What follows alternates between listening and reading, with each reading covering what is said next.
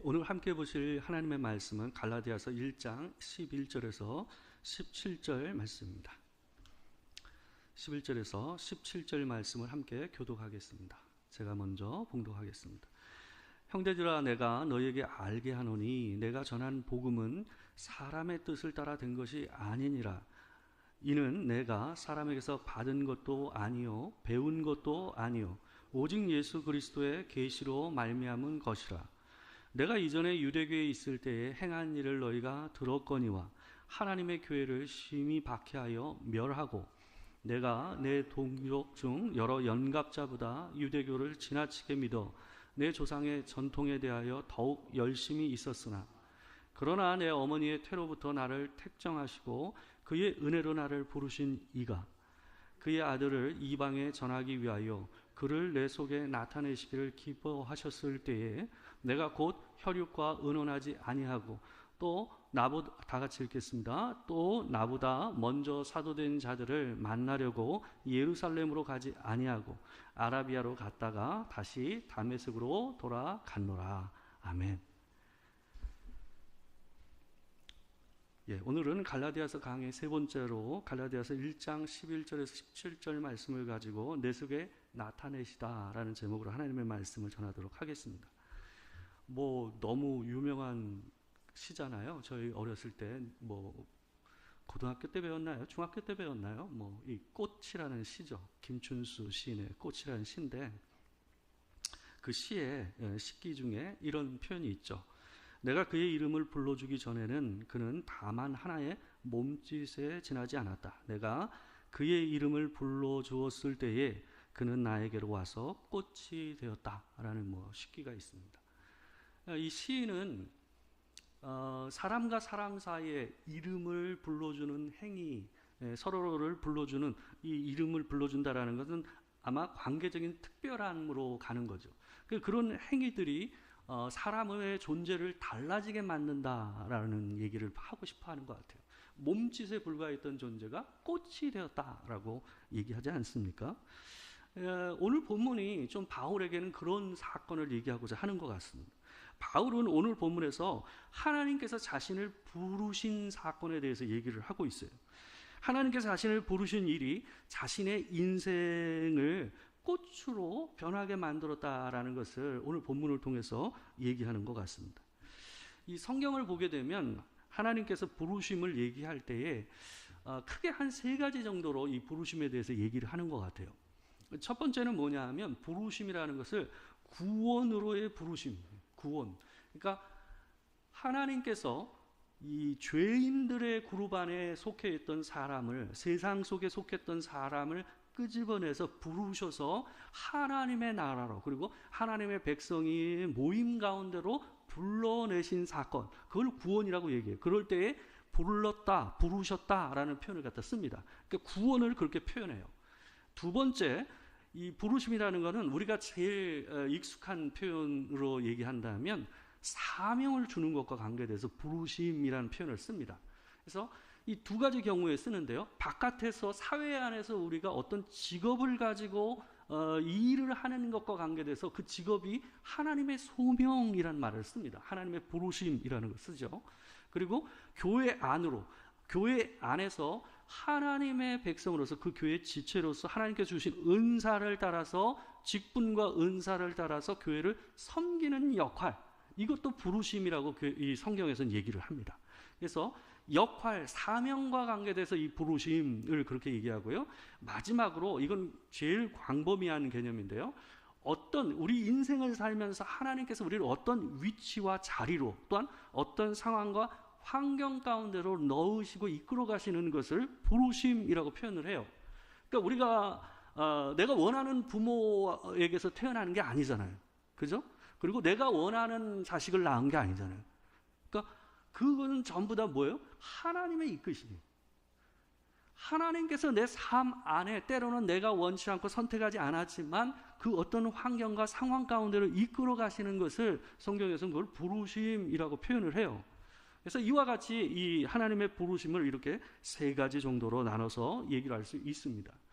정리하면 부르심이라는 걸 이렇게 표현할 수 있어요. 어떤 다른 위치와 자리에 있었던 우리를 하나님께서 부르셔서 다른 장소로, 다른 자리로 이끌어내시는 거예요. 그리고 그 새로운 자리에서 새로운 역할을 감당할 수 있도록 맡기시는 거예요. 그게 부르심이라고 얘기할 수 있는 거예요. 사도 바울은 오늘 본문 13절에서 16절 사이에서 어떻게 하냐면 본인이 이전에 있었던 자리와 예수 그리스도로 말미암아 새롭게 옮겨진 자리, 그 부르심의 새로운 자리를 갖다 비교하고 있어요. 그 13절을 보게 되면 내가 이전에 라고 얘기하고 있죠. 내가 이전에 유대교에 있을 때에 라고 얘기하고 있어요. 그때는 예수를 몰랐어요. 하나님을 알았지만, 하나님을 믿는다고 생각하고 살았지만 정작 예수 그리스도를 그리스도로 메시아로 인식하지 못하고 살았죠. 그래서 자기가 이 유대교에서 가르쳐주는 그 율법에 대한 열심과 또한 이 조상들의 전통에 열심을 냈어요. 누구보다 열심을 내서 그 열심을 따라서 예수를 그리스도라고 믿는 자들을 어떻게 했어요? 박해하고 죽이는 데까지, 멸하려고 하는 자리까지 이 사람이 열심을 내었죠. 그때까지만 하더라도 사도 바울은요, 자기의 부르심이 그거였어요. 그건 줄 알았어요. 그리고 거기에 대해서 열심을 내서 그게 자기의 사명이라고 생각하고 산 거예요. 근데 누구보다 그 일에 열심을 냈지만 그럼에도 불구하고 하나님께서 자기를 향하신 다른 부르심이 있었다라는 것을 오늘 본문에서 얘기를 하고 있어요. 본문 15절을 보게 되면 이런 얘기를 합니다. 그러나 내가 어머니의 태로부터 나를 택정하시고 그의 은혜로 나를 부르신 이가 라고 얘기하고 있어요. 그러니까 본래 자기가 부르심을 받은 때는 어떤 때입니까? 예수 그리스도를 믿고 또한 그분을 통해서 이방의 선교사로 보냄을 받은 자로 세움을 받은 일은 다메섹에서 일어났어요. 그죠? 다메섹으로 가는 길가에서 부활하신 예수 그리스도께서 부르시고 거기서 만나는 사건 안에서 사도 바울은 뭐가 됐어요? 예수를 그리스도로 받아들이고 그분이 맡기신 이방의 전도자로 그 일을 시작하게 된 거예요. 근데 바울은 이 일이 어디서부터 시작됐다고 얘기하냐면 자기가 엄마 뱃속에 있을 때부터 하나님께서 택정하심으로 시작된 일이라고 얘기해요. 그러니까 그 이전에 실제로 하나님께서 나를 부르심은 어머니 태부터 시작되었지만 그것이 실제 우리 역사 안에서 내 인생 안에서 실효하게 일어나는 것은 어느 때라는 거예요? 다메섹에서 일어난 거예요. 그죠? 그러니까 우리도 마찬가지예요. 우리 인생 안에서 우리를 향하신 하나님의 택정하신 것, 하나님의 구원의 그 부르심은 어때요? 어머니 태부터 시작된 거예요. 그래서 내가 하나님을 인식하지 못하고 살죠. 그리고 엉뚱하게 사도 바울처럼 하나님이 원치 않는 어떤 것에 대해서 내가 그것이 부르심인 줄 알고 그것이 내 인생의 목표인 줄 알고 열심히 어때요? 달려갈 때가 있단 말이에요. 사도 바울같이 우리가 그런 시절이 있어요. 근데 어느 시점에서 하나님께서 우리 인생 안에서 우리를 어때요? 사도 바울처럼 명확하게 부르시는 그 일이 있는 때가 있다라는 거죠. 사도 바울은 바로 그 회심의 사건과 사명을 받는 부르심, 우리가 세 가지 가운데서 두 가지 부르심이 여기 안에 있죠. 다. 그러니까 첫 번째 구원으로 부르심과 사명으로 부르시는 부르심, 이 두 가지가 동시에 어디서 일어났어요? 다메섹에서 일어난 거예요. 근데 모든 사람들이 그런 건 아니지만 사도 바울의 인생은 그랬습니다. 그래서 오늘 16절을 갖다 보게 되면 이 사건과 관계돼서 하나님께서 자기를 새롭게 부르시는 그 일과 관계돼서 사도 바울이 아주 독특하고 중요한 표현을 씁니다. 우리 16절이 있는데 같이 한번 읽어보겠습니다. 자, 시작. 그의 아들을 이방에 전하기 위하여 그를 내 속에 나타내시기를 기뻐하셨을 때에 내가 곧 혈육과 의논하지 아니하고. 자, 여기 있는데 보게 되면 사도 바울이 자기를 이방에 전하게, 하나님의 아들 예수 그리스도를 이방에 전하는 일과 관계돼서 자기를 부르시기 위해서 뭘 하셨다라는 거예요? 그가 누구예요? 예수 그리스도예요. 그를 내 속에 나타내시기를라고 얘기하고 있어요. 내 속에. 이 표현이 아주 독특한 표현입니다. 자기 속에 이 일을 하셨다라는 거예요. 이 말이 어떤 의미인지를 알기 위해서는 사도 바울이 다메섹에서 하나님 예수 그리스도 부활하신 주를 만난 장면을 보면 이 말이 무슨 말인지 알 수가 있어요. 그가 하나님을 만난 그 장면이 사도행전의 두 본문에서 얘기가 됩니다.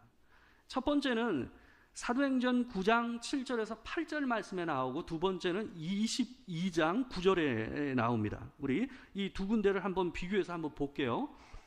첫 번째 사도행전 9장 7절에서 8절인데 보게 되면 제가 한번 읽어드리겠습니다. 같이 가던 사람들은 소리만 듣고 아무도 보지 못하여 말을 못하고 서 있더라. 사울이 땅에서 일어나 눈은 떴으나 아무것도 보지 못하고 사람의 손에 끌려 다메섹으로 들어가서. 자, 여기 보시게 되면, 이 장면에 보게 되면 함께 그 길을 가던, 그 일을 하기 위해서 가던 사람들의 상황에 대해서 이렇게 얘기하고 있어요. 소리만 듣고 아무도 보지 못하여 라고 얘기하고 있어요. 근데 22장 9절을 보게 되면 예루살렘에서 사도 바울이 잡혀서 그 많은 무리들 가운데서 자기가 경험한 회심의 사건을 선언하는 내용을 보게 되면 반대로 돼 있어요. 한번 보시겠어요? 나와 함께 있는 사람들이 빛은 보면서도 나에게 말씀하시는 이의 소리는 듣지 못하더라. 뭐가 차이가 있습니까? 반대로 돼 있잖아요. 그죠? 앞에서는 보게 되면 7절, 9장 7절, 사도행전 9장 7절은 뭐였어요? 그들이 소리만 듣고 아무도 보지 못했다라고 얘기하잖아요. 그죠? 근데 22장 9절은 빛은 보면서도 나에게 말씀하시는 이의 소리는 듣지 못하더라. 이렇게 돼 있어요. 이거 아구 안 맞죠? 그죠? 근데 여러분, 이 말을 이렇게 들으시면 돼요. 이 말이 뭐냐 하면, 이 사람들은 분명히 바울과 함께 동행을 했던 이 사람들도 동일하게 뭔가를 보고 듣긴 했어요. 뭔가 환한 빛을 통해서 자기들을 갖다 비추는 뭔가가 있었다라는 걸 보긴 본 거예요. 근데 사도 바울이 빛 가운데서 살아계신, 부활하신 예수 그리스도를 본 것과 같이 보지는 못한 거예요. 보기는 봤으나 못 본 거죠. 그죠? 들은 것도 마찬가지예요. 사도 바울은 들리는 소리 가운데서 뭘 들었어요? 자기를 향하신 예수 그리스도, 부활하신 주님이 내가 왜 나를 박해하느냐 하면서 말씀하시는 예수 그리스도의 목소리를 들었어요. 근데 이들에게는 웅웅 울리는 소리는 있었지만 그 말이 사도 바울에게 들리듯이 명확한 예수 그리스도의 말씀으로 들린 것은 아니었던 거예요. 무슨 말인지 아시겠죠? 그러니까 이 둘 다가 이들에게 있었지만 이들에게는 어땠어요? 들리지도 보이지 않던 사건이 오직 사도 바울에게만 보이고 들렸다는 거죠. 참된 의미에서는. 그래서 사도 바울은 이 사건을 내 속에 말씀하신 거라고, 내 속에 나타내셨다라는 표현을 쓰고 있는 거예요. 같이 있었지만 오직 사도 바울 안에만 말씀하신 것처럼 그 계시하신 사건으로 사도 바울은 이 본문에서 얘기하고 있는 거예요. 이게 굉장히 중요합니다. 우리가 하나님 안에서 하나님의 이 어떤 부르심을 받는 사건도 하나님의 말씀과 굉장히 연관이 되어 있습니다. 이 부르심이라는 것은 우리가 인지하지 못하는 순간에도 일이 일어나긴 합니다. 사도 바울도 그랬듯이 어머니 뱃속에서부터 하나님께서 택정하시고 그의 부르심이 이어졌잖아요. 그죠? 그러니까 우리 안에서도 그런 일이 일어납니다. 그때는 나도 인지하지를 잘 못하죠. 그렇지만 그럼에도 불구하고 아주 중요한 어떤 인생의 사건 가운데서 우리는 어때요?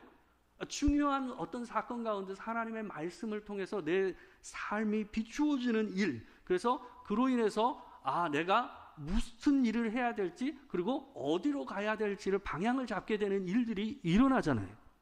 그러니까 사도 바울처럼 우리가 계시를 받는 건 아니에요. 왜 그러냐 하면 우리가 지금 살고 있는 이 시대는 계시가 완성된 시대이니까 우리가 새로운 계시를 받지는 않아요. 대신 우리는 뭘 받냐 하면 조명하심을 받는 거예요. 하나님의 말씀에 조명하심. 조명이라는 건 우리가 익히 하는 그 조명이에요. 뭐요? 조명 가게 할 때 조명이에요. 그러니까 빛을 비춰서 비춰준다라는 거예요. 그러니까 하나님의 말씀을 성령께서 비추어서 어느 한 부분이 확 눈에 띄도록 튀어나오도록 내게 보여주시는 사건, 그게 성령의 조명하심이에요. 그러니까 같은 자리에서 하나님의 말씀을 듣고 또 같은 자리에서 하나님의 말씀을 읽는다 할지라도 어떤 사람에게는 그 말씀이 어때요? 그 날에 어때요? 하나님의 부르심이요, 하나님께서 조명하시는 말씀으로 다가올 때가 있는 거죠. 사도 바울에게 내 속에 나타내신 그 말씀처럼 하나님의 말씀은 그렇게 우리에게 다가올 때가 있다라는 거예요. 되게 아주 중요한 인생의 전환기와 하나님의 부르심과 관계된 사건에는 바로 사도 바울이 경험했던 그와 같은 사건들이 있기 마련입니다. 인생을 갖다 한번 돌아보십시오. 예수를 믿는다 하는 사람 안에는 항상 그런 일들이 있습니다. 인생의 전환점 안에서. 우리가 이 일들과 관계돼서, 이 부르심과 관계돼서 우리가 생각해 봐야 되는 것은 뭐냐 하면, 우리의 인생에 하나님께서 이끌어 가시는 그 부르심과 관계돼서 우리를 갖다 돌아보게 되면, 솔직히 때로는 내가 원하는 방식과 원하는 방향과 원하는 위치와 상황에서 하나님의 부르심을 느끼지 못할 때가 많습니다. 사도 바울도 솔직히 하나님의 은혜를 느끼고 감사함으로 그 부르심을 시작했지만 어때요? 그의 인생 안에는 어떤 일이 많았습니까? 자기가 원치 않는 삶과 고난과 원치 않는 아픔들이 굉장히 많았잖아요. 그렇지만 그럼에도 불구하고 사도 바울은 어떤 상황 속에서도 하나님께서 우리를 부르셨다라는 것을 잊지 말아야 된다라는 것을 얘기하고 있어요. 고린도전서 7장 21절에서 22절과 24절 말씀을 보게 되면 사도 바울이 이 고린도에 있는 성도들에게 권면하는 내용의 아주 중요한 부르심에 대한 이 통찰력을 볼 수가 있어요. 이게 보게 되면요, 그 당시에 어땠냐 하면 사람 따라 하나님의 부르심을 받는 상황이 달랐어요. 그 교회 안에는 자유인으로서 하나님의 부르심을 받는 사람이 있었고, 종으로 하나님의 부르심을 받은 사람들이 있었다고요. 21절에서 22절과 24절에 있는데 우리가 같이 한번 읽어보겠습니다. 같이 시작. 내가 종으로 있을 때에 부르심을 받았느냐?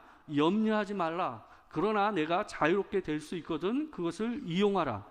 주 안에서 부르심을 받은 자는 종이라도 주께 속한 자유인이요, 또 그와 같이 자유인으로 있을 때에 부르심을 받은 자는 그리스도의 종이니라. 형제들아, 너희는 각각 부르심을 받은 그대로 하나님과 함께 거하라. 이 매우 중요한 거예요. 생각을 해보세요. 같은 예수를 믿는 사람인데 한 사람은 주인이요, 한 사람은 종이요. 예수를 몰랐을 때는 이것이 그냥 그게 인생이려니 하고 살았겠지만, 자기가 예수를 같이 믿고 나서 한 형제 자매라고 하는데 한 교회 안에 있는데 한 사람은 주인이고 한 사람은 종인 거예요. 그게 어떻게 느껴졌을 거예요? 근데 사도 바울은 그들을 향해서 이렇게 권면하는 거예요. 뭐예요? 형제들아, 그러니까 너희는 각각 부르심을 받은 그대로 하나님과 함께 거하라. 인생 안에서는 우리가 원하든 원치 않든 하나님께서 내 인생을 이끌어 가시는 방향과 위치와 자리가 있어요. 그건 사람마다 달라요. 어떤 사람은 사회적으로 참 위로 올라가는 사람이 있는가 하면 어떤 사람은 자꾸 꺾이면서 어려움을 당하는 사람도 있어요. 근데 어떤 사람은 다른 편에서는 승승장구하는데 또 한편에 다른 편에서는 또 항상 걸림돌을 맞이하는 인생이 있어요. 그 사람마다 하나님의 부르심과 인도하심이 다른 거예요. 그 사도 바울의 권면대로 한다면 뭐예요? 그럼에도 불구하고 하나님께서 너희를 각각 부르심을 받은 그대로 뭐라는 거예요? 하나님과 함께 거하라. 그 위치와 자리와 그 상황이 어떠하든 그곳에서 하나님께서 주신 그 부르심에 합당하게 뭐 하라는 거예요? 하나님과 동행하라는 거예요. 그게 그리스도인에게 주어진 삶이다 라고 얘기해요. 물론 사도 바울은 종에게 이렇게 얘기합니다. 네가 자유할 수 있으면, 그런 기회가 주어진다면 자유해라. 그러나 그렇지 않다면 종으로 살더라도 네가 그리스도 안에서 자유한 자이니 걱정하지 말고 염려하지 말고 하나님 앞에서 동행하며 그 인생을 살라는 거예요. 종으로서 종의 삶을 살지 말고 그리스도 안에도 자유인으로서, 구원받은 자유인으로서 종으로 살라라고 권면하고 있는 겁니다. 이게 굉장히 중요한 이 권면이라고 저는 생각합니다. 이게 그리스도인의 삶이에요. 사도 바울이 로마서 11장 29절에서 이런 선언을 합니다. 하나님의 은사와 부르심에는 뭐가 없다? 후회하심이 없느니라. 저는 이 말씀이 굉장히 중요하다고 생각해요. 여러분과 제 인생을 하나님께서 인도하시면서 때로는 내가 마음에 들지 아니하고 고통스럽고 힘들고 때로는 왜 나를 이 일로 자꾸 인도하실까 싶은 그 상황들이 있어도 그 속에서도 하나님의 부르심에는 뭐가 없다? 후회하심이 없다는, 뭐예요? 의미가 있다라는 거예요. 그거 자체가 다. 의미와 목적과 그 모든 부분에서 하나님 안에서는 그것이 선하고 아름다운 뭔가를 이루기 위해서 어디로 가고 있다라는 거예요. 그게 후회하심이 없다라는 말의 의미예요. 그냥 일어나는 거는 없어요. 그리스도 안에서 우리 인생 안에, 그리스도 안에 있는 한 우리 인생 안에서 그냥 일어나는 건 없어요. 주께서 여러분 안에서 지금 제 인생 안에서 경험하고 있는 아픔과 슬픔과 괴로움들, 고통들이 이래서 후회하심이 없다고 얘기하셨구나 하는 것을 깨닫게 하시는 날이 올 거예요. 때로는 내가 죽기 전까지 그걸 깨닫지 못할지라도 내 자식이 그걸 보고 깨닫는 날이 올 줄 믿습니다. 주께서 그 일을 이루어 가시니까 반드시 그 일을 하나님께서 하실 줄 믿습니다. 그래서 지금 오늘이라는 날들을 하나님 안에서 여러분과 제가 그 부르심을 받아들이고 그리고 그분과 함께 동행하며 그 인생을 살아가시는 여러분과 제가 되길 주의 이름으로 축원합니다. 기도하겠습니다. 사랑하는 주님, 사도 바울이 어머니의 태중에부터 하나님의 택정함을 받아 그 인생의 아주 중요한 전환기를 맞을 그 부르시는 그 자리까지 하나님, 그는 엉뚱한 길을 걸으며 그것이 부르심인 줄 알고 또 엉뚱한 열심을 내며 살아갔습니다. 그러나 주께서 그 길 걷게 하신 것도 또한 바울을 향한 하나님의 부르심인 줄 믿습니다. 하나님, 우리의 인생도 그러한 줄 믿습니다.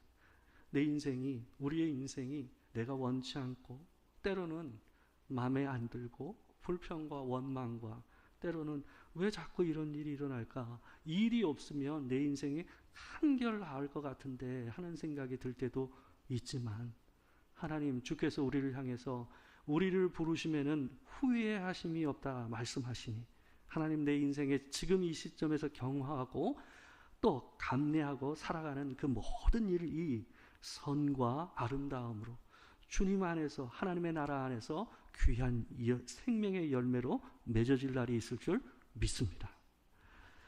지금은 우리 주 예수 그리스도의 은혜와 아버지 하나님의 크신 사랑과 성령의 교통하심이 참으로 하나님의 후회하심이 없는 부르심을 붙잡고 오늘을 주님과 동행하며 살기를 원하는 이 자리에 있는 모든 성도들 가운데 또 함께하지 못한 지체들 가운데 지금으로부터 영원토록 함께하시기를 축원하옵나이다. 아멘.